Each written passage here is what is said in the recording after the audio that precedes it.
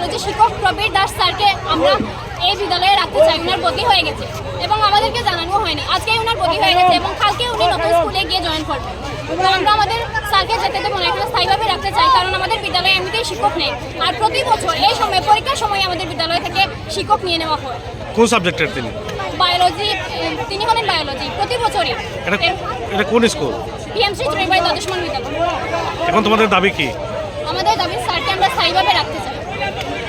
আমরা স্যারের এই বদলি মানছি না। কতজন শিক্ষক রয়েছে বিদ্যালয়ে? শিক্ষক শিক্ষিকা কতজন রয়েছে বর্তমানে? 15 থেকে 20 জন। তার মধ্যে কাকে বদলি করা হয়েছে? প্রবীর দাস। তোমরা চাইছো এই বিদ্যালয়ে ভালো থাকে?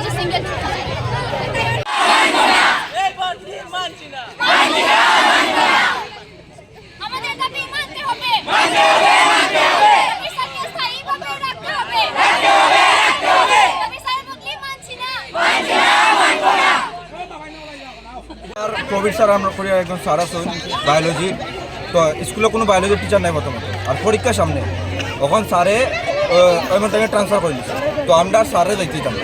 কারণ পরীক্ষার সামনে তখন যদি স্যার যাই আমরা কী আইব, প্রত্যেক প্রায় হইতে গেলে প্রত্যেক 6 মাসের মধ্যে একজন করে স্যার ট্রান্সফার হয়। স্কুল একটা হাই সেকেন্ডারি স্কুল, মাত্র 15-20 জন স্যার, যে জায়গায় লাগে 30 জনের মতো স্যার।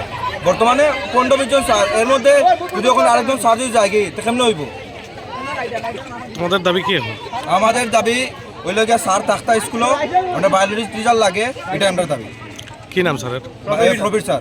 আচ্ছা, এখন পর্যন্ত কি প্রশাসনিক কোনো অবরোধের কতক্ষণ হয়েছে? না আধা ঘন্টার মতো হয়েছে, কোনো প্রশাসনিক কোনো ফোনটা নাইছে না।